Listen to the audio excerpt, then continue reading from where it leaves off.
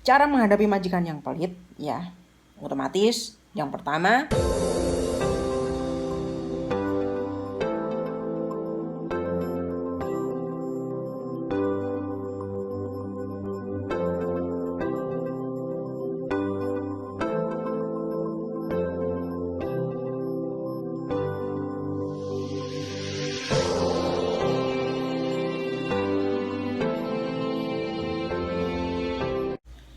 hai guys, jumpa lagi bersama saya Nana Live Story. Oke, apa kabar semuanya? Apa kabar semua masih di dalam lindungan Tuhan Yang Maha Kuasa hingga saat ini.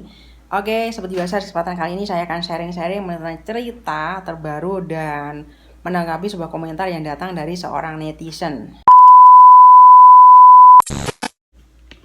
Oke, hari ini ada sebuah komentar yang datang dari seorang netizen yaitu atas nama Kak Putri Helena.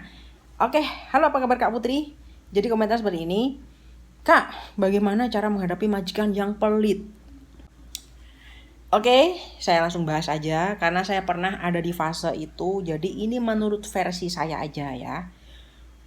Cara menghadapi majikan yang pelit, ya, otomatis yang pertama, ya apa-apa beli sendiri. Karena kalau kita ngandelin dari dia yang beliin kan nggak mungkin ya. Masa kita mau beli apa namanya? Mau beli, intinya kita mau beli makanan yang kita suka aja, kita masih harus ngemis sama dia, kita harus nunggu dia ngasih, kan nggak mungkin ya. Kita harus beli sendiri ya. Kalau kita ada uang kita harus beli sendiri selama kita mampu ya, ini seperti itu ya. Nah, kalau kita nggak mampu, apa yang harus kita lakukan? Dengan cara kedua ya, kita bilang sama agensi, bilang kalau majikan kita pelit ya. Kita bilang sama agensi, saya punya majikan pelit banget, apa-apa saya harus beli sendiri, ini bagaimana? Kalau caranya kayak gini, otomatis kantong saya nggak bisa nabung. Masa masalah kayak gini aja ini beli sendiri, itu dan beli, harusnya semua itu maksudnya bahan-bahan pokok kalau misalkan mau kita makan, maksudnya kayak beras itu, sayuran, daging dan sebagainya, itu ya majikan yang cukupin ya, minyak goreng gitu kayak itulah, dia majikan yang cukupin ya. Tapi kalau faktanya majikan nggak cukupin, kita yang beli sendiri, nggak mungkin kan, kita kan otomatis kan bocor kantong kita. Kita kerja jauh-jauh di luar negeri, kalau kita misalkan caranya kayak gitu, sama aja dong kita nggak bisa nyimpen uang, sama aja kita nyukupin kebutuhan kita di sini sendirian gitu kan. Yang harusnya kayak bahan pokok itu, makanan sehari-hari itu majikan yang cukupin, kita yang beli sendiri. Kecuali kalau misalkan kita butuh makanan-makanan seperti yang mau kita makan sendiri, kayak snack, kayak misalkan kebutuhan kita sendiri kayak sabun mandi, kalau misalkan softtek dan sebagainya ya, itu harus kita beli sendiri karena itu bukan di luar tanggung jawab majikan ya, kecuali itu. Tapi kalau udah masalah makanan ya, beras, sayuran, daging dan sebagainya, itu majikan yang cukupin kita. Tapi kalau sampai kayak gitu dia nggak mau cukupin ya, kita wajib ngomong sama agensi. Bagaimana nanti agensi menindaklanjutin, pasti ada jalan keluarnya. Gitu ya. Dan kemudian yang ketiga, kalau misalkan kita labor agency tapi tetap aja ya, misalnya pelitnya merajalela ke bina-bina gitu ya, rasanya kita udah, maksudnya gimana ya, udah nggak bisa ditolerir lagi ya. Ya kita harus minta ngomong majikan pindah aja. Masih banyak di luar sana majikan yang maksudnya mau mengerti tentang keadaan kita gitu ya. Nah, kita ngapain berlama-lama di sini bertahan? Intinya kalau misalkan kita apa-apa kita kalau sendiri, sama aja kan gitu ya. Mau gimana lagi, kita harus cari di mana majikan kita itu ya seenggak-enggaknya perbandingannya nggak begitu banyak banget gitu ya, bisa ngebantu kita, bisa ngebantu keuangan kita gitu loh ya.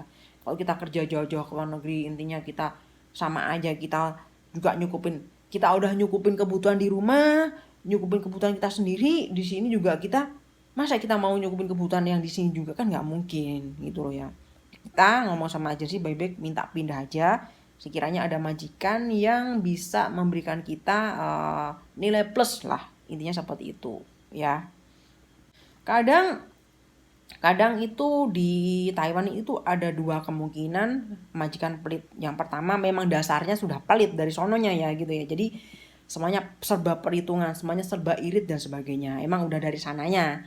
Nah, kemungkinan yang kedua adalah karena dia tidak mampu, karena dia itu orang nggak ada ya, nggak ada, jadi dia kasih seadanya aja seperti itu gitu ya. Jadi ada dua kemungkinan, karena di Taiwan itu nggak semua orang, maksudnya nggak semua orang itu kaya ya. Jadi di Taiwan itu memang izinkan untuk mengambil pembantu, baik orang miskin maupun orang kaya ya. Jadi seperti itu. Jadi resikonya nanti imbasnya sama orang-orang atau sama anak-anak yang bekerja di salah satu majikan, pas ketepaan majikannya mungkin mempunyai karakter atau ekonominya sulit seperti itu gitu ya. Jadi beda di Taiwan seperti itu. Mungkin kalau di negara lain kita masih bisa lihat semua orang kalau mengambil pembantu harus orang kaya ya. Tapi kalau di Taiwan kita nggak bisa seperti itu ya. Jadi kadang-kadang ada orang yang miskin bisa ambil pembantu. Jadi mungkin ekonominya juga kurang dan sebagainya seperti itu ya. Oke, buat Kak Putri Helena itu jawaban dari saya. Semoga bisa membantu ya Kak ya, dan jawabannya puas ya. Oke, buat Kak semuanya juga mungkin yang ada mau bertanya-tanya tentang hal seharian di Taiwan dan apa, saya akan bantu yaitu maksimal saya dan sebisa saya ya. Seperti yang udah pernah komen-komen di komentar saya akan buat di konten seperti itu ya. Terima kasih sekali lagi buat Kak Putri Helena. Mohon maaf kalau mungkin ada kata-kata atau perilaku yang kurang sopan di konten ini, mohon dimaafkan. Dan tetap sebiasa aku doakan semoga kalian semua tetap diberikan kesehatan umur panjang. Jangan lupa selalu bersyukur, jangan lupa selalu tersenyum, smile, dan jangan lupa bagikan cinta kasih kalian pada semua orang dengan tulisan ikhlas. Dan tentunya Tuhan tetap berkati kalian semuanya. God bless you always. Sampai ketemu lagi di video dan cerita terbaru tentunya bersama Nana Lestari yang lainnya. Sampai jumpa lagi di lain kesempatan. Bye bye.